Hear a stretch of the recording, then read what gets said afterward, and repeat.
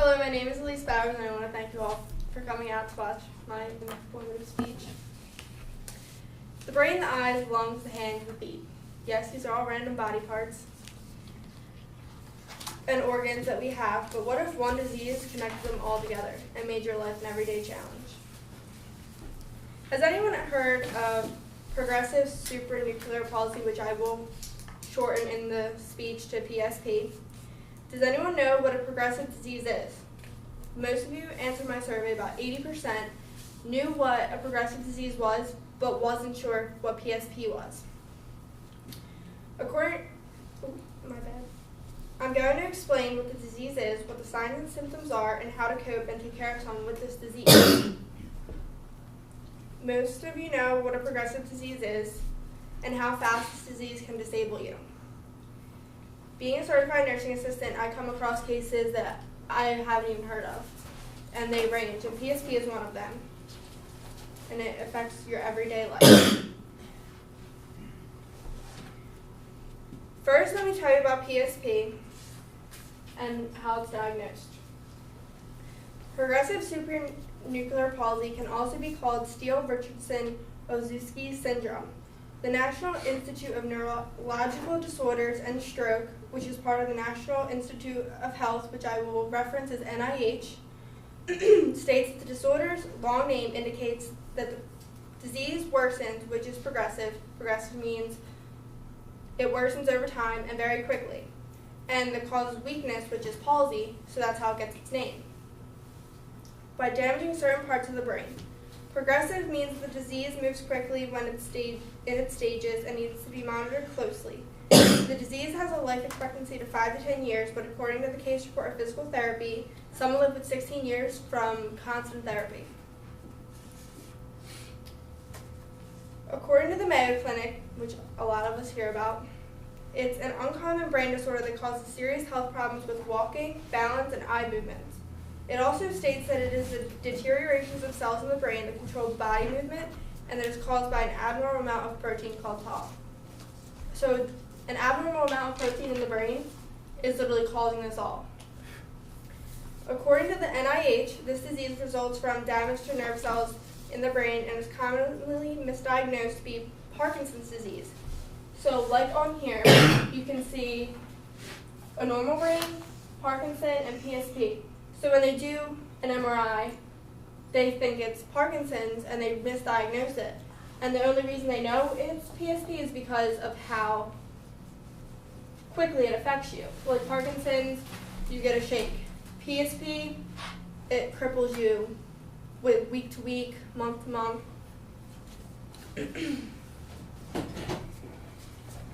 PSP is an extra amount of protein in the brain, and doctors are not sure what causes it.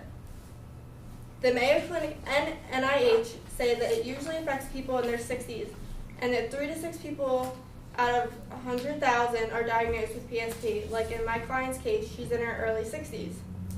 So with my client, I talked to her family about it. She was diagnosed in her 60s. She was at a party. They were drinking, not excessively, but she had like a couple drinks. She sat on a chair and just fell backwards. And they were like, oh, well, she's tipsy. No, this is the first signs of PSP, which you fall backwards, you can't control it. But it is weird that you don't fall frontwards at all. It's only the back. Now that I've told you about PSP and how it is diagnosed, let me tell you about the signs and symptoms of the disease. All signs and symptoms are different for each person. Some signs and symptoms of PSP are loss of balance, problems controlling eye movements, slow eye movements, and mood alterations, according to the NIH. As the disease progresses, the symptoms get worse. Patients will start to have trouble swallowing and eat thickened liquids, which my client has now. In my client's case, so when I first started going there, she didn't eat thickened liquids. Now she needs thickened liquids because when you swallow in this diagram, when you swallow, it goes down your esophagus. Well, in her case, it's going down her trachea. So, as we know, that's how pneumonia occurs because you get food, liquids. So now they have her on nectar-thick liquids, which is like drinking honey. Like, you move it in the cup and it slowly moves. So she doesn't really like to have that a lot. So that's a big diet change. And with the food, it has to be cut up in fingernail-sized pieces. All of it. That does not seem appetizing to me. Another progressive symptom is that patients will need help walking. When they're walking, they will tend to lean to the right, according to the Department of Neurology in India. When I'm at work, I can see these signs and symptoms. Like when I'm walking with her, it's mostly just going to the right. Or they want to grab on to everything because they want support. Even though you're holding them, like they'll just start going. So they'll get like bruises from going into walls. You just try to have to prevent that. They also, like I said, they fall backwards. Her sister told me that she got up the one time to get a light and she was on the floor. She said, "What'd you do?" Fell backwards. That's just another sign. Their eye movement. So with my client, basically what it is, it's the signals in the brain. So what we do is we see something, we react. They see something, usually they have to look in a mirror, like my client right now. She looks in a mirror to eat just because, like, so we'll set it up and she'll have to look in the mirror to eat because the signals, like when she looks down, she's like blind. She does not see what's in front of her. So yeah, it's pretty bad with when she's talking to you, her eyes aren't on you, they're everywhere else. And that's another how you diagnose it. The Mayo Clinic and NIH state that there are complications such as pneumonia and choking because the fluids go directly to the lungs if they are not cut up and thickened. Like I said, pneumonia is the worst for them. So what we do is they get discouraged when they have to eat things that are cut up. Like for lunch, she wants a sandwich. So what do we have to do? Cut it up in small pieces. No one's going to think that's appetizing at all. A sandwich, like her favorite food is cheesesteak. She can't even have it anymore. So what I do is I say, think of it as like at a tea party. You're eating finger foods, and it helps to be able to eat it. I've told you about the disease and what the signs and symptoms are. Now let me tell you how to cope and live with the disease and also how you can take care of someone with it. Once you are diagnosed, symptoms are usually aggressive and disable a person quickly. According to the Department of Neurology in India, once again, you will become dependent quickly and rely on your family for help. Now in this article, it was about a guy that was doing everything, and they noticed the disease because he was getting slower with everything. Like he took a 5-minute shower, now he was taking an hour shower. So they knew something was wrong. So he relied on them very quickly in the disease. My client has trouble with all activities of daily living. They need help bathing, dressing, eating, walking, driving place to place, and they need encouragement. According to the Mayo Clinic, patients lose interest in pleasurable activities, so caregivers like myself need to redirect them so they don't lose interest. Like I said, I try to say it's tea party, so she wants to eat. Or when she says, "Oh, like this water is disgusting." Now, it does not change the taste, but you do not want to drink honey because that feeling it just shouldn't be there. But she deals with it, and she's doing very well with that.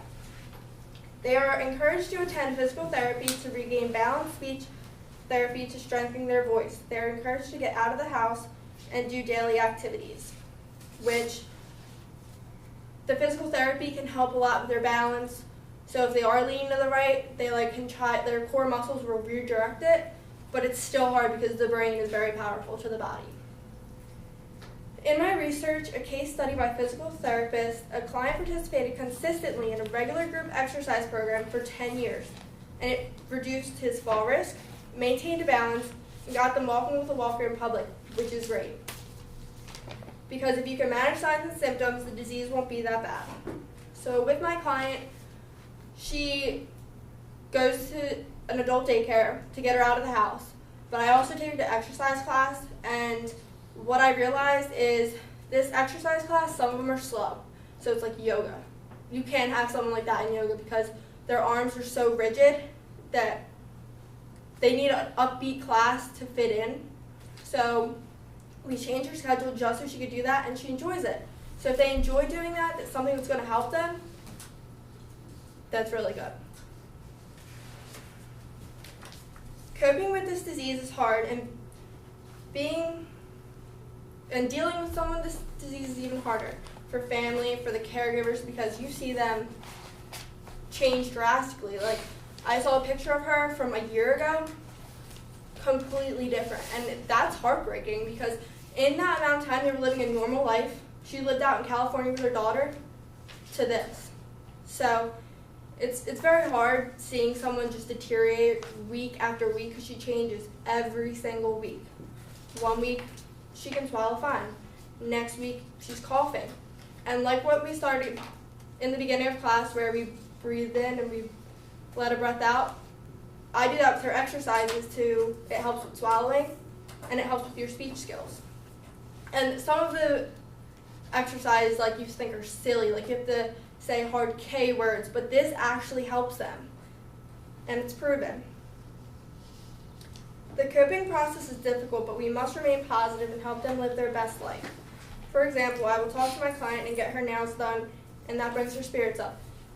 Yes, if I can get her out of the house to go to class, I can get her out of the house to get her nails done, and she loves it. She will get her whole face waxed, and it makes her feel like she's on top of the world.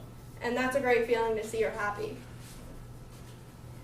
So most of you answered the survey, and most of you, well, it was 90% of you that you've taken something for granted. Never take anything for granted because you're not promised a healthy living lifestyle. This disease has no cause. You can't prevent it. And once you have it, your life expectancy, they said 5 years for her, which is sad because it's already like 4.5. In conclusion, I've told you about progressive supranuclear palsy and how it affects you. I've explained the signs and symptoms that come with the disease, and I've informed you on how to cope with this disease and how to take care of someone with PSP.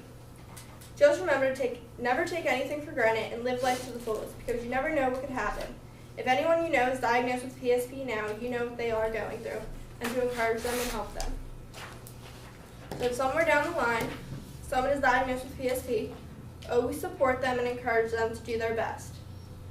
I've informed you about PSP and how it has a huge impact on the brain with the signals, the eyes with the eye movement, the lungs with the pneumonia that it can cause, and the hands and feet. Thank you.